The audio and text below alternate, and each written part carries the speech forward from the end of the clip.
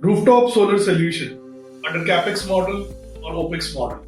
This is one of the biggest question which is there in the mind of the industrial customer while availing the rooftop solar solution, and rightly so, because in CapEx you pay the money upfront and you become the project owner, and in OPEX you pay every year, but you have a risk of longevity, which is the long-term business, right? So one of the major factor to decide between these two structure is to understand what should be the tenure of the PPA under the OPEX model.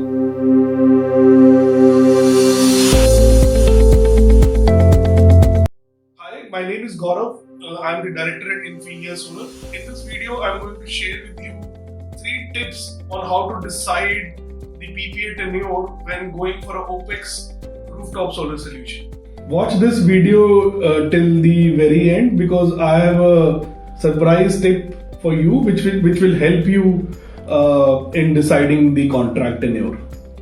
In my recent commercial negotiation with the procurement head of a Mumbai-based FMCG company, wherein he asked me, Gaurav, we are almost finalizing the contract of almost a megawatt. And then, so what can you help us decide what should be the tenure of the OPEX contract that we should sign up for, and give me your honest opinion. So I thought to create a video on this so that all you industrial customers can apply these 3 following tips while deciding the contract for the OPEX rooftop solar solution. So these tips are actually the implementable steps, or I would rather call as a cheat code to decide about the contract tenure, then rather than being very theoretical, right? So the tip number 1, ask the solar developer, the rooftop solar developer, to quote you prices for 15, 18, 20, 25 years contract.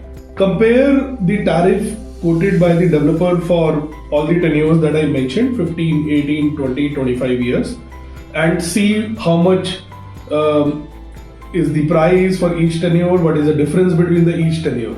Tip number 2, after having asked for the above tenures, ask your solar rooftop developer and share with him the potential risk that you envisage while going for a longer tenure. For example, the relocation of the facility, or the shutdown of the facility, or the shutdown of the business, or moving the facility within the plant to another location, or change of roofs.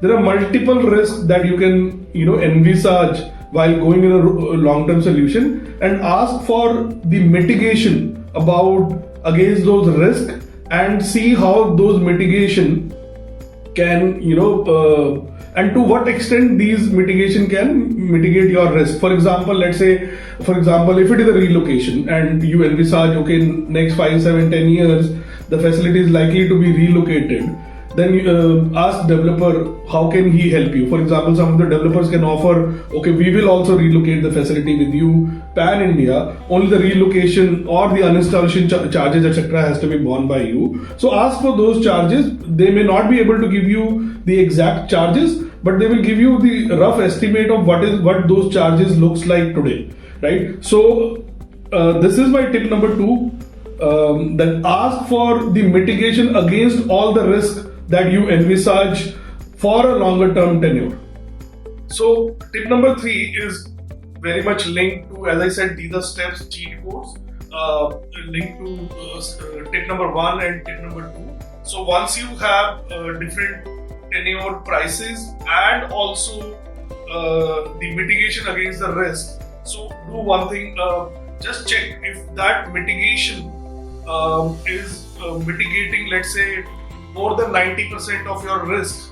Then I would advise go for a longer term tenure, which is like 25 years, because you will get a very competitive and good tariff, and along with the mitigation on all your risks. If those mitigations are not mitigating the significant amount of your risk, then go for a shorter duration, 15 years or kind of tenure. So it is, essentially, it is the risk and the mitigation for the longer term contract and the developer's comfort and your understanding against those comfort and a plus, and then basis that you can then decide which tenure that you should go for. So I have a very special master tip for you basis my experience in this industry.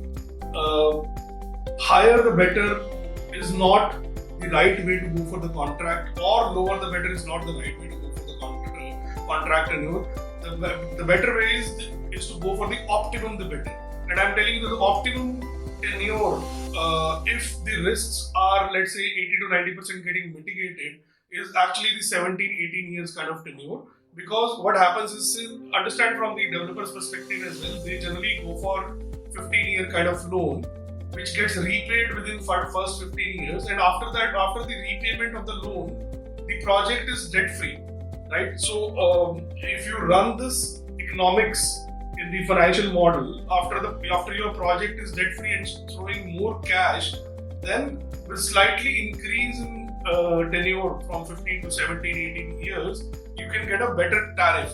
And that's why I said my tip number 1, wherein you compare 15, 18, 20, 25 years tariff, you would see that the 18-year contract is most optimum, provided the developer is mitigating 80-85% of the risk. If developer is ready to mitigate 90-95% of your risk, long-term risk, then I would advise go for a longer term 20-25 years kind of contract.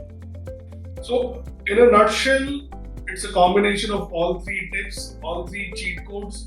I hope you found value in this video. If you would like to know more about this, or if you have opinion, comment, please share your comments. I look forward to see you in my next video.